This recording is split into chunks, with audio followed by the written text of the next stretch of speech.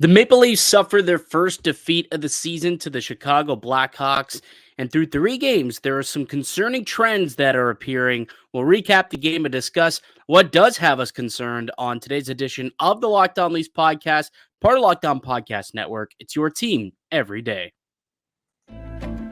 You're Locked On Maple Leafs, your daily podcast on the Toronto Maple Leafs, part of the Locked On Podcast Network. Your team every day.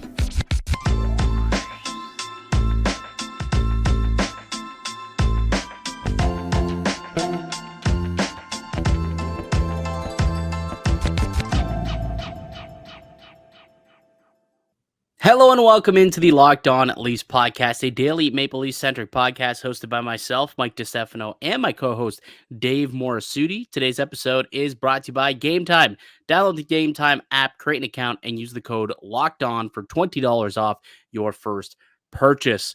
Hopefully, not many people, I guess, used that code to go to that game.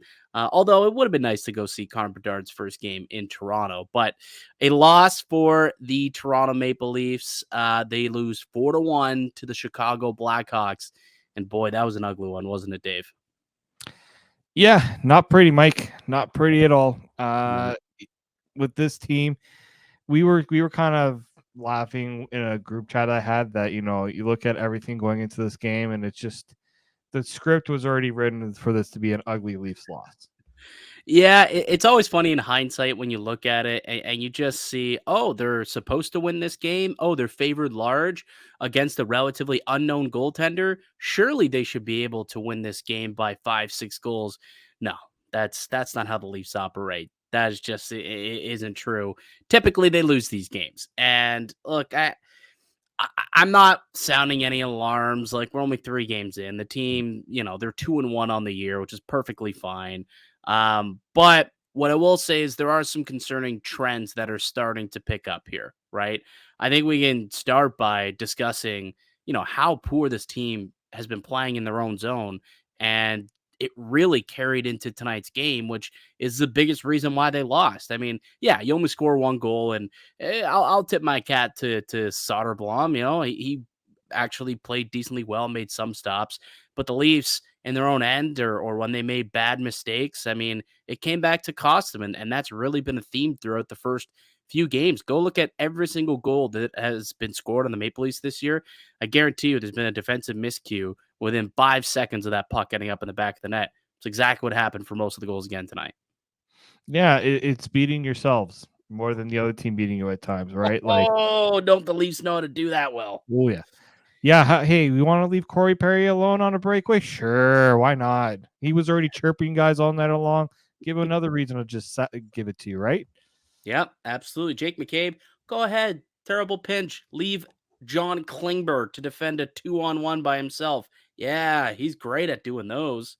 Exactly. Like it really is not the best out of the Maple Leafs, and it's been a growing theme here for Toronto. So I mean, that's something that's got to get cleaned up. I think the concerning part about it is it seems as though after each game, Sheldon Keefe has come out and said, yeah, there's things to clean up. We got to get better defensively. And he echoed that after the Montreal game and after the Wild game, and things aren't getting better, Dave. Like, they just, for whatever reason, continue to just make crazy lackadaisical mistakes in their own end. Like, what this, it's only 3 games, so we're not gonna, the sky's not falling, but it is a concern and something to watch going forward. I'll say that. Yeah, it definitely is because they could easily be 1-2, considering what happened in that Montreal game. What they had to do to even get that game to go to overtime and the shootout. Like a lot of the issues were happening. Well, Minnesota, they're up 3-1, up 4-1, and Minnesota kind of clawed themselves back into the game right before the third period. Toronto took it back. So yeah, I mean, they haven't really had a comfortable win. I thought tonight had a chance to be that against the Hawks. Like, I mean, my bet of the night that I had over on covers was for the Leafs to cover the puck line. I thought they were going to win by a couple goals, win big, and just not the case tonight. Matthews wasn't able to find the back of the net. The lone goal scorer was the captain, John Tavares. But you know who else didn't find the back of the net was Connor Bedard. And weirdly enough, somehow the Chicago Blackhawks scored 4 goals and Connor Bedard didn't get a single point off of any of those. And the Maple Leafs still lost 4-1. He had his chances, I'll tell you that. Like Joseph Woll had his number in this game because there were some. What I like from seeing from Connor Bedard is kind of what I saw in the other games I watched from is that like he's got great puck skills. He can Yep. break out. He can be dangerous off the rush. And he finds ways to get those goal scoring angles, similar to Austin Matthews in a lot of ways. Yeah, he made a move on John Klingberg, just absolutely turned him inside out and made a strong cut to the net. Wasn't able to really get a good look, a good shot off. But like that's the type of stuff where you're like, man, like this kid can dance and he can get by guys, right? He's not the like fastest player, and I think that's something that he's going to work on over the course of his career to try and be, a better skater, a faster skater. He's a good skater, but not a fast skater. There's a difference, right? But what he can do is he can really rip the puck and he can shoot and he can find lanes, and he did that. Joseph Wall kind of, did his best to make sure that those didn't go into the back of the net. I guess he succeeded in that regard. But Bedard, decent first showing in Toronto, I guess you could say. The team won, right? The team won, and he was going up against Matthews for a majority of the night, and his line came up with the W's, I guess, like held them off the score sheet. Mitch Marner was inexistent tonight. Like what? Why is Mitch Marner coming up blank against Chicago? Chicago. It's not a good team, Dave. Well, maybe they're a little better than we thought, but still, Marner should be one of the best players in a game like this, and he wasn't. He wasn't, and that's a problem. Like, I can understand the strides Mitch Marner has taken defensively, and he does some good things defensively. But when we're talking about paying all these Leaf guys, Mitch Marner should be like salivating a chance to go up against the Chicago Blackhawks. And you see the guys you're going to have to go up against and be like, yeah, I'm going to do some damage on these guys. And then he come into this game and just like, did he really do a lot of positive things? He did. There was like the nice move he made to set up Tavares in front where he does the drop back and Tavares like gets robbed because Soderblom is apparently Dominic Hasek 2.0 for the Blackhawks tonight. For the night, as per usual. Because then he'll go back to normal after this. But Mitch Marner, for me, it's like I look at what William Nylander did in this game and how he was just on it all game long. And Mitch Marner, how many times did we hear his name in a positive way tonight? Yeah, there wasn't a lot, not a lot. But like he'll bounce back and he'll be fine. But yeah, not a good night for him. I just thought overall for the offense, I was kind of surprised. Like when I went and I looked at the advanced numbers and I saw that they had like 3.92 expected goals tonight, kind of surprised me just because I felt like they weren't all that sharp, right? I really didn't think that the Maple Leafs were a sharp team tonight. I thought that they were kind of sloppy in the offensive end. The puck was bouncing all over the place. They couldn't connect on a pass. Anytime that somebody would center it seemed like it would go into the skates or the stick of the defenseman, and they weren't able to complete that pass. Like there was a couple times where, Matthews did a good job of cutting, splitting the D in a way and cutting through and had an opportunity if they could make a tape-to-tape pass to send him in all alone. But then the pass would end up just getting flubbed and it would take away that scoring chance. And, there's a couple of other opportunities that I thought that the Leafs had, but just weren't able to handle the puck cleanly. And then by the time they were able to settle it, Chicago was able to close. So I just thought that there was a lot of miscues offensively, defensively, special teams. They gave up a goal. They weren't able to score on their power play opportunities. So they kind of lost the game in all aspects, realistically, which you don't expect to happen against the Chicago Blackhawks. So again, it's only 3 games. We will say that it's only 3 games, but there are some concerning trends that are starting to pop up. One in which is what's going on with one Jake McCabe. Why don't we take a break? And when we come back, we're going to get to the good, the bad, and the ugly. And spoiler, Jake McCabe's going to show up, Dave. He's going to show up there. because I got some words for old Jakey boy. So we'll get to all that and more in a little bit. But first, let me tell you guys about one of today's show sponsor, and it's our good pals over at Game Time. You shouldn't have to worry when you're buying tickets to your next big event. Game Time is the fast and easy way to buy tickets for all sports, music, comedy, and theater events near you. With killer last minute deals, all in prices, views from your seat, and their best price guarantee, Game Time takes the guesswork out of buying tickets. What are some of the things that you like about the Game Time app? Well, Game Time is the only ticketing app that gives you complete peace of mind with your purchase. You can see the view from your seat before you buy it, so you know exactly what to expect when you arrive. All in prices show up for your totals. And so you'll be getting a great deal without the hidden fees. You can buy your tickets with 2 simple taps. They're obsessed with finding ways to help you save money on tickets too. You can find exclusive flash deals on sponsored deals on tickets for football, hockey, baseball, concerts, and so much more. And the Game Time guarantee means you'll always get the best price. If you find tickets on the same section and row for less, Game Time will credit you 110% of the difference. Take the guesswork out of buying tickets with Game Time. Download the Game Time app, create an account, and use the promo code LOCKEDONNHL for $20 off your first purchase. Terms apply. Again, create an account and redeem code LOCKEDONNHL for $20 off. Download Game Time today. Last minute tickets guaranteed, low price. Today's episode is also brought to you by AG1 by Athletic Greens. Keeping up with proper nutrition is really hard. You're busy, you're stuck at your desk, you're eating whatever you can just to get you through your day. What if you could start your day with the ultimate daily nutritional assurance? With a single scoop of AG1 and a glass of water, you can do just that by absorbing 75 high-quality vitamins, minerals, whole food source superfoods, probiotics, and adaptogens to help start your day right. Athletic Greens was created when the founder experienced a ton of gut health issues and ended up with a complicated supplement routine to recover. It cost him $100 a day, which just isn't sustainable. He created Athletic Greens after experiencing how difficult it was to create an optimal nutrition routine on your own, all for around $3 a day. So if a comprehensive solution is what you need from your supplement routine, then try AG1 and get a free 1-year supply of vitamin D and 5 free AG1 travel packs with your first purchase. Go to drinkag1.com/NHL network. That's drinkag1.com/NHL network. Check it out.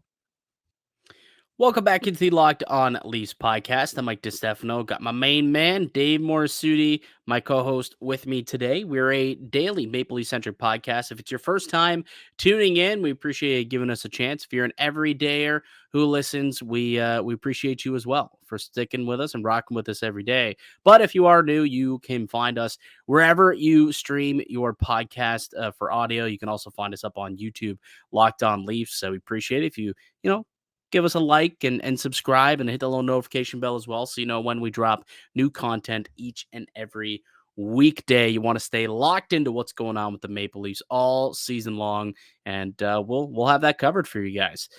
Speaking of being locked into the Maple Leafs tonight, not the best game, Dave. And for the first time all season, we got to do the good, the bad, the ugly. Right, first couple nights.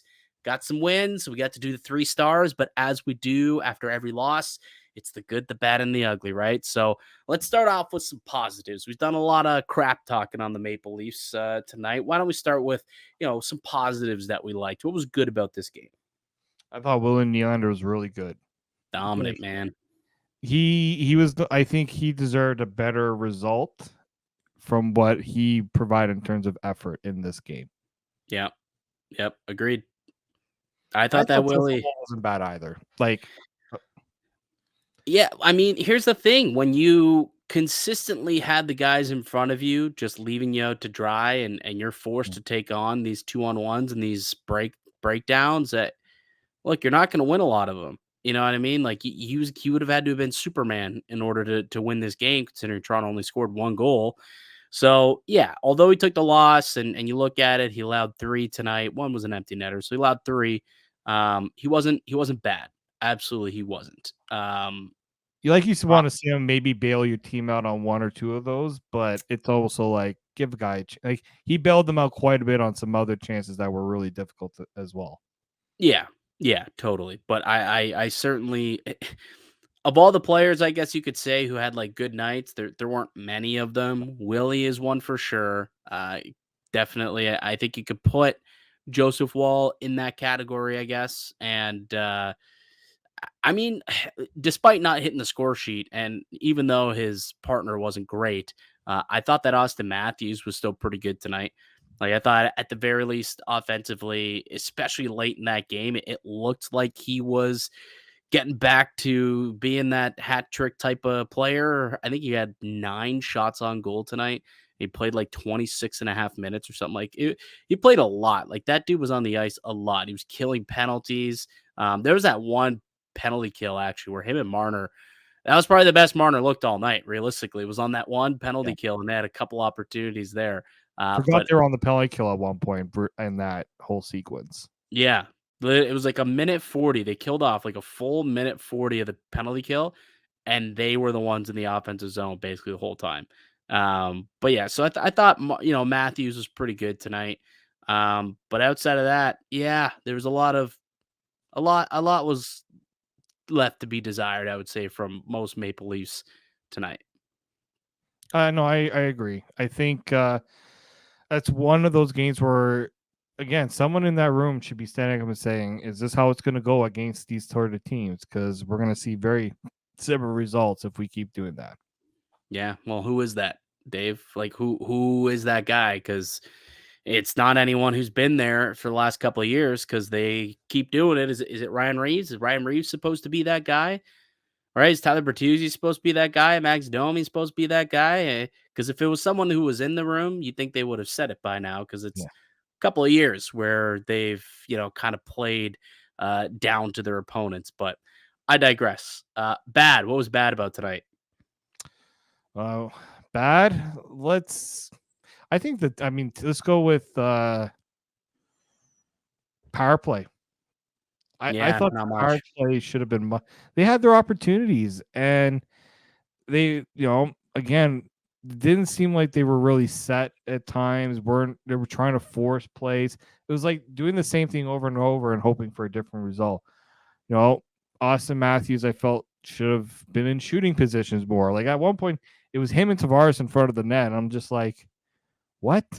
Like, he's supposed to be shooting the puck, right? I know he can deflect the puck, but John Klingberg wasn't really shooting a lot from the point. We weren't seeing that double setup between with Matthews and Nylander to spread the penalty killers out. Like, that stuff wasn't happening. I don't know. I just didn't like the power play at all tonight. Yeah, it wasn't great, I guess. Yeah, wasn't good. I'm gonna go back to another theme that we had kind of in that first segment where it's like growing trends that are starting to become concerning. I didn't think the fourth line had another good night. Like, sure, you saw Ryan Reeves stirring the pot early. Noah Gregor got into a fight, but ultimately they didn't really do anything again tonight. And when they were out there, they often, were in their own end a lot of the times. And you look at the numbers, they gave up 4 scoring chances. 3 of them were high danger chances, and I didn't like their game again.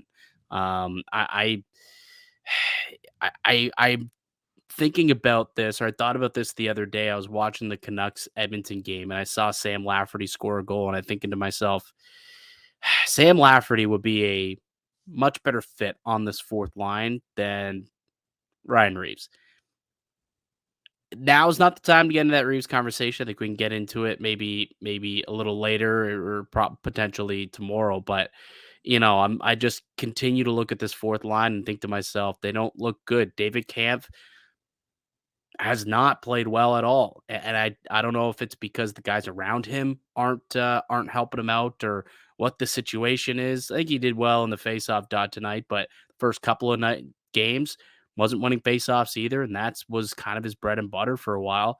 So there's some concerns with that fourth line and whether or not they're going to be good enough. And neither the third or the fourth line really have generated much offense either, right? And you can't rely on a hat trick every night from Austin Matthews to win a game. So nights like tonight where Matthews doesn't find the back of the net, you got to get one from, your bottom 6. You got to find ways to grind out goals and get them from your depth, that secondary and tertiary scoring. And really yet to see it so far this season. Outside of that one, I guess the first goal Noah Gregor scored, but since then, not really much else.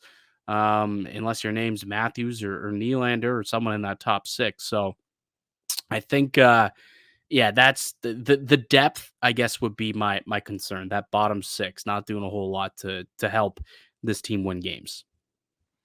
No, and like even the third line hasn't really done No. much either, right? Like the whole bottom six, you're right, has failed to really have an impact, and that's been the theme of this team for years, right? It was supposed to all be different this year because they were gonna, spread things out potentially with Nylander being at center and go with three lines deep in terms of offense, and that all changed, when they decided we'll give Fraser Minton his chance, and I understand why they wanted to do this with Fraser Minton, but Fraser Minton start to see, what it takes to be in the NHL every day, right? He had his chances. He had two opportunities to score a goal, and both of the times he failed to pull the trigger, unfortunately. Those are learning moments for him. That's good. But now I think we're starting to see that, if this bottom six can't get it together, there's going to be too much pressure put on that top six to have to carry things for a whole game. Yeah, no, it definitely is something that they've got to figure out here and get going. All right, let's take a break because I feel like the ugly might take a little bit longer to flesh out and explain. So why don't we take a break? We'll come back and we'll get to what some of the ugliness was from that 4-1 loss to the Chicago Blackhawks. But first, let me tell you guys about one of today's show sponsors, and it's our pals at FanDuel. Snap into the NHL season with FanDuel, America's #1 sports book. Right now, new customers get $200 in bonus bets guaranteed when you place a $5 bet. That's $200 in bonus bets, win or lose. If you've been thinking about joining FanDuel, there's no better time to get in on the action. The app is super easy to use. There's a wide range of betting options, including spreads, player props, over-unders, and more. So visit FanDuel.com/LockedOn and kick off the NHL season. FanDuel, the official partner of the Locked On Network. Welcome back into the Locked On Leafs podcast. It's Mike DiStefano and Dave Morassutti. We're continuing our post-game analysis from the Maple Leafs 4-1 loss to the Chicago Blackhawks. We already went through what we liked about the game, what we thought was kind of bad about the game, and now this is where we really dig into some of the stuff that was horrendous out there. And for me, Dave, I'm going to take the floor here for about a second. For me, what's been real ugly so far is Jake McCabe. Jake McCabe's been terrible so far this season, and that pairing just is not working. That second pair, that first goal was just a mess of a play by that pairing, right? Jake McCabe tries to pinch and leaves his man high and dry, and then you've got Klingberg trying to defend a 2-on-1. You got McCabe chasing the play and makes a wrong read, and all of a sudden you got a off the rush breakdown. You got a guy in front, and it's 1-0, and it's Jake McCabe who that was kind of the play was started there, and I had to go and look and see for myself because in my mind I'm like, McCabe's been on the ice for a lot of goals, man. Like he's been doing this really all season long. It feels like it's only been 3 games, but I feel like it's another consistent theme that we talk about, and he leads the NHL so far. He's been on the ice for 6 goals against at 5-on-5. He was on the ice for the penalty, the goal against on the PK tonight as well. So that's 7 goals that he's been on the ice for 7 games. He's got expected goals of like 30% so far this season.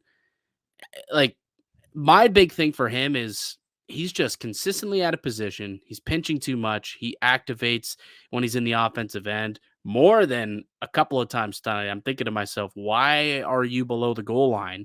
It makes 0 sense, including on that first goal. That was a big issue for that play breaking down. And I just want someone to look him in the eyes and be like, you're a shutdown guy. That's what you're supposed to be. And maybe we've all mislabeled him as that. But if he's going to be John Klingberg's partner, he can't be doing that type of stuff because that leaves Klingberg on an island. And that's why this team's expected goals when those two are out there on the ice is like 30%. because they consistently are making errors and they're leaving each other out to dry and they're just not covering up. They're making bad decisions, making bad pinches, and it's resulting in a lot of play going the other way in transition. And they're left trying to defend, and it's ended up killing them 5 times so far as a duo. They've been on the ice for a goal against that 5-on-5, and we're only 3 games into the season. It's a serious concern for me at this point that we're uh, I'm looking at McCabe's game, and man, I'm not liking it. Not liking it. And I don't blame you. It hasn't looked good because you see who's on the ice when the goal is scored. See 22-3. It's not like we knew there were going to be some concerns about Klingberg defensively, but we thought Jake McCabe would be able to step up in some ways. So the question really is, are they asking too much of him? Right? Is Jake McCabe just not capable of playing top four where he has to carry the load defensively? So here's the thing, and maybe that is the case, but that shouldn't be the case against Chicago, Dave. No, That should not at not be the case against Chicago. All right, all. last year in the playoffs, he was exposed by Florida. Okay, Florida's a good team; they're a deep team, but this shouldn't be happening against Chicago, man. No, not at all. And that's the concerning part for me is that these are supposed to be easier matchups because, like, even against Montreal, who's like, yeah, they got some decent players, but he's not being asked to go up against the Cole Caulfields all the time, right? He's getting easier matchups as the second pairing guy. So I'm wondering if they got to reshuffle a little bit here. And the problem is They did in the third. they did If the you for saw. the start of third period when they put Liljegren with them, but then it's like now you got to ask Mark Giordano to play with John Klingberg, which now it's the same issue we had with Giordano last year, which is you're going to be playing him too much because you're not going to have John Klingberg play less because you don't want to have Mark Giordano out there that much. Like, no, John Klingberg needs to play because he's supposed to be that get him up the ice sort of player, right? And use him, and he's being paid a lot of money. You can't revert to him being a third pairing defenseman. Well, let me put it this way. So tonight, Jake McCabe and actually let me sort it out this way here. So Jake McCabe played 10 minutes and 16 seconds with John Klingberg. Um, more than more than any other blue liner. Klingberg had 4.5 minutes with Morgan Riley, also played 3 minutes with Giordano. And yeah, those are, but mainly Jake McCabe. But when he was playing with McCabe, his expected goals tonight, and again, they were on the ice for a goal against two. So that it's not even the expectation. They just were outscored when those two were on the ice. The expected goals is 31%. 31%. When Klingberg was not with Jake McCabe, he was 75% expected goals in favor of Toronto, obviously. Now, a big reason for that is just deployment, right? Like when Jake McCabe is with or when Klingberg's with McCabe, they play a little bit more in their own end. But when he's deployed elsewhere with Gio or with Morgan Riley, they can be deployed as an offensive pairing in the ozone and try and generate some stuff. So that's kind of where you get, weary when it comes to those two as a pairing in that on for McCabe and John Klingberg. I don't know what they can do, I guess, to make a difference. I guess they tried tonight. We'll see what happens in the next game on Thursday. They made the switch to go with McCabe and Liljegren, and like you said, Klingberg ended up with Giordano. But we'll see if that's a long-term fix or just a one period. All right, let's switch things up for tonight to get something going. Keefe typically, when it comes to his D pairings, I feel like he's a little bit more stuck to them than he is with his forward lines. So that will be something that I'll be keeping an eye on at practice tomorrow to see. All right, what does that second pair look like? Is it going to be Klingberg and McCabe again, or does he want to give them some time apart and see if they can, get some better play out of different pairings? Well, I'm sure he's going to probably go back to it again for the next game, but this is now, I think the spotlight needs to be placed. Like if you're going to be if I'm writing a game story on this, That's one of the things I'm writing about is how long of a leash does Jake McCabe and John Klingberg, long should they get as a pairing? Because guess who the next game is against? The Florida Panthers, who like playing against Jake McCabe apparently. So like that's something there. If you're and you're, I think it's the next 3 games are on the road if I'm not mistaken. Yeah, they hit the road. Few 5 are on the road. So like now the other team's going to get the matchups, and guess who they're going to probably want to go up against at 5-on-5 as much as possible. Yeah, yeah. Now you're gonna have to kind of, if you're Sheldon Keefe, think of creative ways to make sure that you don't get these two out on the ice in inopportune times. Because so far they've shown like, yeah, they're not that great together as a pair. So yeah, it'll definitely be interesting over the next little bit to see how things shake out there. Something else that I know you mentioned, actually, like we were in the Discord chat, and if you haven't joined the Discord, go ahead and do that. Uh, Dave will put the link down in the show notes in the description below. You can join the Discord fam. But somebody asked like, "Oh, what are your thoughts on the game?" And Dave was pretty quick to point out early on too, like, they're having troubles with Chicago's speed, and has that not been a problem pretty much all year? Like, and like, again, it's only 3 games, so like it's weird to say all season, but it does appear like speed has been a bit of an issue for this Leafs team when it comes to them giving up offense and giving up chances. A lot of it's coming off the rush, and they're struggling with teams who play with some good pace. Yeah, I mean, what I think usually gives the Leafs defense, their strength is their ability to slow teams down in the neutral zone, right? That's where the forwards have to be more engaged. How can we slow teams down? Because once an opponent gets speed through the neutral zone, the Leafs are just like they don't know what to do. Yeah. They have to sit back, easy entry to the zone, and then it's all chaos from there. That's what Chicago did. They just made the Leafs, the Leafs couldn't match their speed, and that's something that teams, a lot of teams are fast now. There are not a lot of slow teams in the NHL these days, No. right? If they're not fast, they're big. So trying to stop bigger players in the neutral zone isn't that much easier either. So the Leafs are going to have to really figure it out, right? Turnovers are another thing too, right? Because you turn the puck over, it's a quick transition the other way, and nothing makes things worse for a team defense when you're struggling is to be flat-footed because you turn the puck over and you got to now quickly retreat back. Yeah, exactly. So, some more things to kind of keep an eye on as we go on through the season. But these are just some early trends through the first homestand that Dave and I are seeing that have been somewhat concerning so far. But plenty of time to rectify all that. There's still an opportunity for this team to go 81-1, Dave. Still a chance. Very low. I wouldn't bet on it, but there's still a chance that it could happen. Hopefully, they can get back up on the horse, though, on Thursday. But that'll do it for us here today. We will get back at it on Wednesday. I'd like to thank everyone for listening and supporting the show. You can subscribe to Locked On Leafs podcast on all podcast platforms and receive daily Leafs content. Follow myself on Twitter at Mickey_Canuck. Follow Dave at D_Morassutti, and follow the show as well at Locked On Leafs. You can go ahead and leave a like on this video if you enjoyed it. We'd really appreciate it. Let us know down below.